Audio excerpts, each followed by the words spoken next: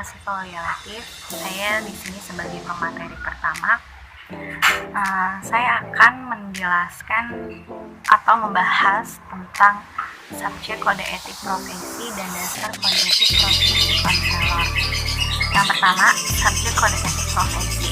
Kode etik bimbingan dan konseling Indonesia merupakan landasan moral dan pedoman tingkah laku profesional yang dijunjung tinggi, diamalkan dan diamankan oleh setiap anggota Asosiasi Bimbingan dan Konseling Indonesia atau ABKIN. Gitu. Lalu banyak banget pertanyaan, gimana misalnya orang yang belum atau tidak menjadi anggota ABKIN berarti tidak perlu mengamalkan kode etik lagi? Apakah kode etik hanya wajib dipatuhi oleh anggota dan pengurus organisasi profesi bimbingan dan konseling atau ABKIN-nya saja? Jawabannya itu adalah setiap individu yang mempunyai ijazah di bidang bimbingan dan konseling atau sedang mengikuti pendidikan serta menjalankan tugas atau jabatan yang berhubungan dengan konseling, baik dalam setting pendidikan maupun setting masyarakat, wajib mematuhi kode etik profesi bimbingan dan konseling. Lalu apa sanksi bagi mereka yang tidak mematuhi kode etik profesi bimbingan dan konseling tersebut? Dan siapa yang berwenang memberikan sanksi terhadap konselor yang melanggar kode etik? Dalam kode etik bimbingan dan konseling dinyatakan bahwa pelanggaran terhadap kode etik akan mendapatkan sanksi berdasarkan ketentuan yang ditetapkan oleh Lembaga Asosiasi Bimbingan dan Konseling Indonesia. Bentuk-bentuk sanksinya itu sebagaimana yang disebutkan yang di atas. Lalu materi kedua ya, dasar kode etik profesi konselor. Dasar kode etik profesi bimbingan dan konseling Indonesia yaitu Pancasila dan tuntutan profesi. Pancasila itu dijadikan dasar kode etik mengingat bahwa profesi bimbingan dan konseling merupakan usaha pelayanan terhadap sesama manusia dalam rangka ikut membina warga negara Indonesia yang bertanggung jawab. Sedangkan tuntutan profesi itu dijadikan dasar kode etik karena layanan profesi bimbingan dan konseling mengacu pada kebutuhan dan kebahagiaan konseling yang sesuai dengan norma-norma yang berlaku. Lalu, kode etik profesi bimbingan dan konseling Indonesia terdiri dari 5 bab. Yang pertama, bab pertama, pendahuluan. Bab kedua itu kualifikasi dan kegiatan profesional konselor. Bab ketiga itu hubungan kelembagaan. Bab keempat itu praktek mandiri dan laporan kepada pihak lain. Dan yang bab 5 itu ketaatan profesi. Perkembangan kode etik profesi bimbingan dan konseling diawali di negara Amerika Serikat. Menurut Gladin 2012, perkembangan kode etik profesi bimbingan dan konseling awalnya dibuat oleh American Counseling Association (ACA) yang berdasarkan kode etik American Psychology Association yang disetujui oleh Donald Super pada tahun 1961 dan telah direvisi sebanyak 5 kali. Kode etik ACA yang terakhir lebih komprehensif dari hasil sebelumnya. Hasil revisi kode etik ACA terakhir ini menunjukkan bahwa konseling telah menjadi dan berkembang menjadi sebuah ilmu yang matang. Dalam kode etik ACA ada 8 bagian judul topik. Semuanya mengandung materi yang hampir sama dengan yang terdapat dalam banyak kode etik lainnya menurut Merrill Education 2007. Tetapi itu semua ditujukan untuk profesi konseling. Bagian pertama berisi hubungan termasuk tanggung jawab konselor profesional pada konseli dan kesejahteraannya, seperti peranan hubungan dengan konseli dan penggunaan teknologi dalam konseling. Bagian ini juga mendiskusikan cara-cara untuk mengatasi beberapa subjek bermasalah seperti upah, pertukaran, limpahan, dan pemutusan. Bagian kedua mencakup kepercayaan dan komunikasi istimewa dan privasi dalam konseling, termasuk pengecualian untuk hak privasi, merekam, konsultasi, penelitian, dan pelatihan. Bagian ketiga berfokus pada isu isu yang berkaitan dengan tanggung jawab profesional seperti kompetensi profesional, periklanan, dan penawaran kualifikasi dan tanggung jawab publik. Bagian keempat mencakup hubungan dengan tenaga profesional lainnya, termasuk rekan kerja, atasan, dan pegawai. 5. Menyangkut evaluasi, penilaian, dan interpretasi. Bagian ke-6 tentang supervisi, pelatihan, dan pengajaran. Subbagian ini meliputi kompetensi supervisi konselor, hubungan supervisi, tanggung jawab supervisor, evaluasi supervisi konseling, remediasi dan dukungan, tanggung jawab pendidik konselor, kesejahteraan konseling. Bagian ke-7 berhubungan dengan penelitian dan publikasi. Di dalamnya dijelaskan tentang tanggung jawab penelitian, hak partisipan penelitian, hubungan dengan partisipan penelitian, jika penelitian melibatkan interaksi intensif atau berkepanjangan, pelaporan hasil dan publikasi. Bagian ke-8 membahas pemecahan masalah etika, meliputi konflik antara etika dan hukum, pelanggaran yang dicurigai, bekerja sama dengan komite etik. Kode etik ACA telah mengalami 5 kali revisi dan lebih komprehensif dibanding dengan kode etik Asosiasi Bimbingan dan Konseling Indonesia. Namun demikian, masih belum dapat menjawab persoalan yang spesifik. Vermeulen 1985 mencatat bahwa kode etik itu umum dan idealistis, jarang menjawab pertanyaan yang spesifik.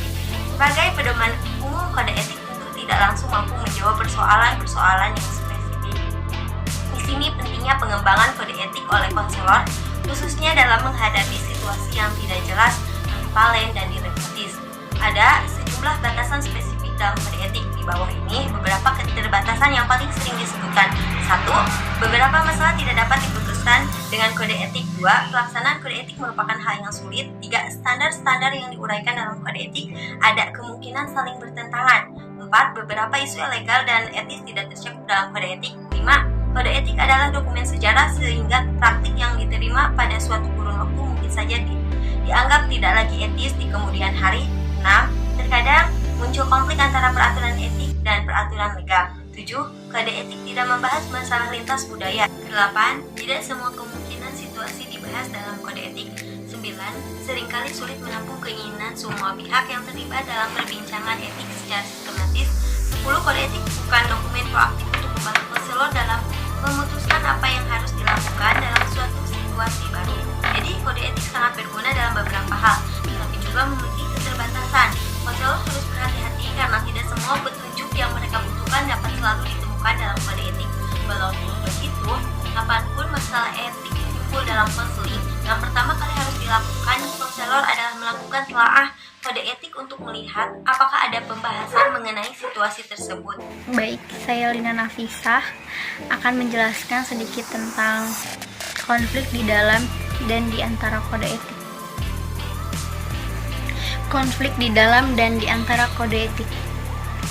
Seperti yang telah diketahui bahwa ada banyak keterbatasan kode etik yang dalam penerapannya berpotensi mengundang konflik dalam dan di antara kode etik itu sendiri. Hal itu disebabkan oleh 3 alasan. Yang pertama, untuk bertindak sesuai etik, seorang konselor harus memperhatikan kode etik dan mampu membedakan suatu dilema etik dari tipe-tipe dilema lainnya. Proses ini tidak selalu dapat dilakukan dengan mudah. Sebagai contoh, seseorang mungkin bisa menerima masalah kontroversial seperti operasi penegasan kelamin didukung dengan prinsip etik.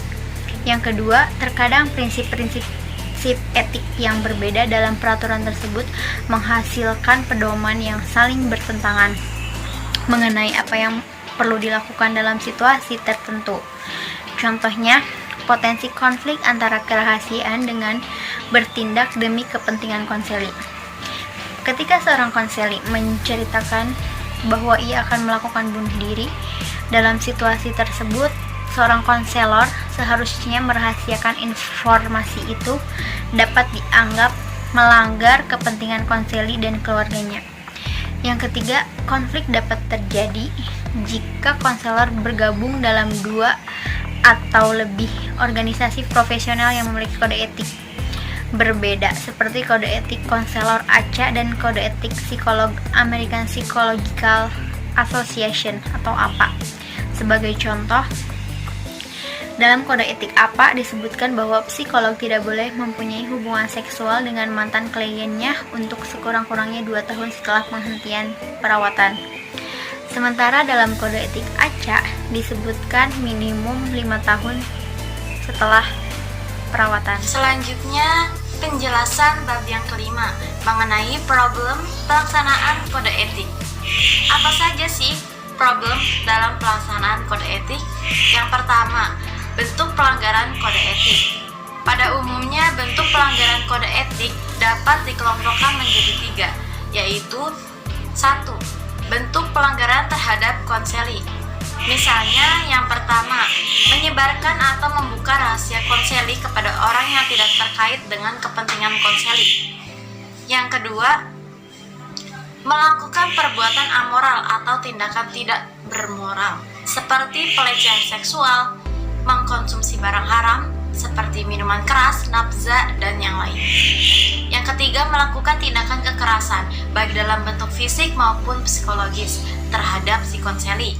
Yang keempat, kesalahan dalam melakukan praktek profesional, baik dalam prosedur, teknik, evaluasi, dan juga tindak lanjut. Pengelompokan pelanggaran kedua yaitu bentuk pelanggaran terhadap organisasi profesi.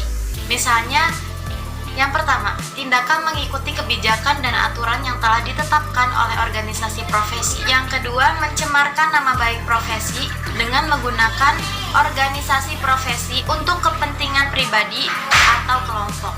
Dan pengelompokan yang ketiga yaitu bentuk pelanggaran terhadap rekan sejawat dan profesi lain yang terkait. Yang pertama, melakukan suatu tindakan yang akan menimbulkan konflik, seperti penghinaan, menolak untuk bekerja sama, sikap yang arogan, dan lainnya. Yang kedua, melakukan referral atau alih tangan suatu kasus kepada pihak yang tidak memiliki keahlian sesuai dengan masalah konseli atau sebaliknya. Tidak melakukan referral meskipun kasus klien di luar kewenangannya. Nah, selanjutnya yaitu sebab pelanggaran kode etik. Sistem nilai, norma, aturan yang ditulis secara jelas, tegas, dan terperinci dalam kode etik profesi terkadang tidak selalu dapat diterapkan secara mulus oleh anggota profesinya, sehingga banyak terjadi pelanggaran. Nah, beberapa sebab terjadi pelanggaran kode etik. Yang pertama, tidak adanya sarana dan mekanisme bagi masyarakat untuk menyampaikan keluhan adanya pelanggaran, sehingga kontrol dan pengawasan dari masyarakat tidak berjalan. Yang kedua, minimnya pengetahuan masyarakat tentang substansi kode etik profesi karena buruknya pelayanan sosialisasi dari pihak profesi itu sendiri. Yang ketiga, belum terbentuknya kultur dan kesadaran etis dari para pengemban profesi untuk menjaga martabat luhur profesinya. Yang keempat, pengaruh hubungan kekeluargaan atau kekerabatan antara pihak berwenang dengan pelanggaran kode etik. Yang kelima, masih lemahnya penegakan hukum di Indonesia, sehingga pelaku pelanggaran kode etik profesi tidak merasa khawatir atau takut melakukan pelanggaran tersebut.